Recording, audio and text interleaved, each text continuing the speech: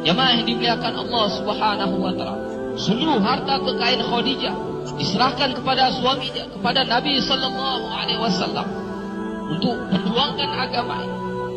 2/3 kekayaan kota Mekah milik Khadijah. Tetapi ketika Khadijah hendak menjelang wafat, tidak ada kafan yang digunakan untuk menutupi Khadijah, jasad Khadijah. Bahkan pakaian yang digunakan Khadijah ketika itu adalah pakaian yang sudah sangat kuno dengan 83 tambalan, di antaranya dengan kulit kayu. Jemaah yang dimuliakan Allah Subhanahu wa taala, dikisahkan satu hari Nabi sallallahu alaihi wasallam pulang daripada kerja dakwah. Ketika pulang masuk ke dalam rumah, biasa Khadijah menyambut, berdiri di depan pintu. Ketika Khadijah hendak berdiri menyambut, Nabi sallallahu alaihi wasallam kata, "Wahai Khadijah, tetaplah kamu di tempatmu." Ketika itu Khadijah senang menyusukan Fatimah yang ketika itu masih bayi. Tuan-tuan yang dimuliakan Allah Subhanahu wa taala, karena begitu pengorbanan Nabi dan Khadijah untuk agama ini, untuk macam mana hari ini kita kenal Rabb, untuk macam mana hari ini kita kenal macam mana kita sholat, macam mana hari ini kita kenal Tuhan yang sebenarnya, kita kenal Allah. Jamaah yang dimuliakan Allah Subhanahu wa taala, seluruh harta kekayaan mereka telah menjadi habis.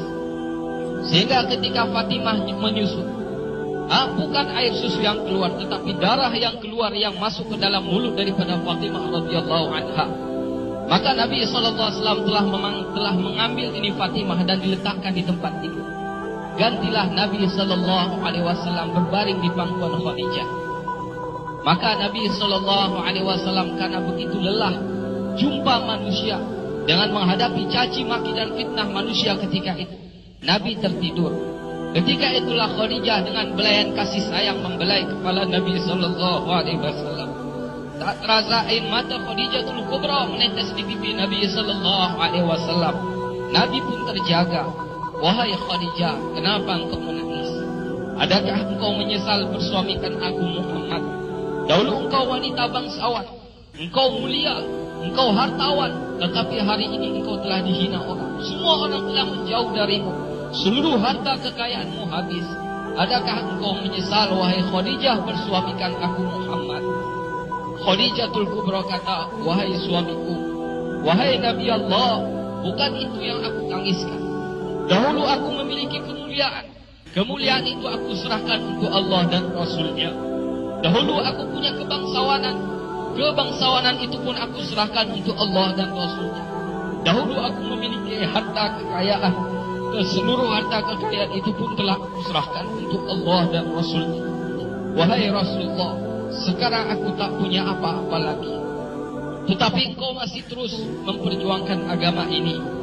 Wahai Rasulullah, sekiranya aku telah mati, sedangkan perjuanganmu ini belum selesai. Sekiranya engkau hendak menyeberangi sebuah lautan, engkau hendak menyeberangi sebuah sungai, dan engkau tidak memperolehi rakit pun ataupun jembatan, maka engkau galilah lubang-lubang kuburku. Engkau galilah kuburku, engkau ambillah tulang belulangku, kau jadikanlah sebagai jembatan untuk engkau menyeberangi sungai itu, untuk jumpa manusia. Ingatkan mereka kepada kebesaran Allah, ingatkan mereka kepada yang hak, ajak mereka kepada Islam, wahai Rasulullah. Tuan-tuan yang dimuliakan Allah Subhanahu wa taala, seorang nabi yang agung, seorang istri yang agung, suami istri berpelukan sambil menangis memikirkan agama ini. Allahu Akbar. Jemaah yang dimuliakan Allah Subhanahu wa taala, agama tersebar. Hari ini kita kenal Allah bukan dengan mudah, jemaah yang mulia. Agama sampai dalam kehidupan kita. Agama sampai ke kampung kita. Agama masuk ke dalam rumah-rumah kita. Agama sampai ke dalam hati-hati kita, jemaah yang mulia. Bukan dibawa oleh burung, bukan dibawa oleh angin, bukan dibawa oleh air sungai yang mengalir, bukan, jemaah yang mulia. Tapi dibawa oleh pengorbanan Nabi dan para sahabat. Dibawa oleh pengorbanan para janda sahabat. Dibawa oleh pengorbanan yatim-yatim para sahabat, jemaah. Ulama beritahu hari ini kita senang-senang amal agama di atas penderitaan dan jeritan janda-janda dan yatim para sahabat. Hari ini kita kadang-kadang senang amalkan agama di atas penderitaan Khadijatul Kubra radhiyallahu ta'ala. Jemaah yang dimuliakan Allah Subhanahu wa taala, Kalaulah hari ini kita tidak hargai pengorbanan mereka, apa yang harus kita jawab di hadapan Allah? Kalaulah kita jumpa Allah, apa yang akan kita jawab di hadapan Nabi?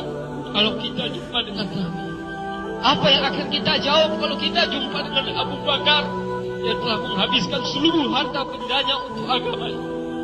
Apalah yang akan kita jawab, wahai ibu-ibu yang mulia, kalau ibu-ibu jumpa dengan sahabiah-sahabiah yang telah mengorbankan suami-suami mereka syahid di jalan Allah?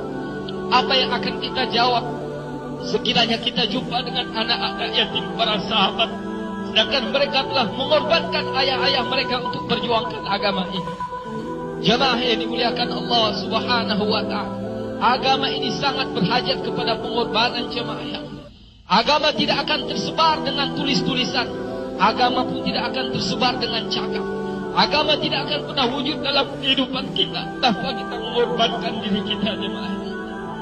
Sudah menjadi syarat. Agama akan wujud melalui pengorbanan, jemaah yang mulia. Hidayah akan datang dalam diri kita melalui pengorbanan. Agama akan tersebar. Hidayah akan tersebar ke ujung-ujung dunia, jemaah yang mulia, melalui pengorbanan.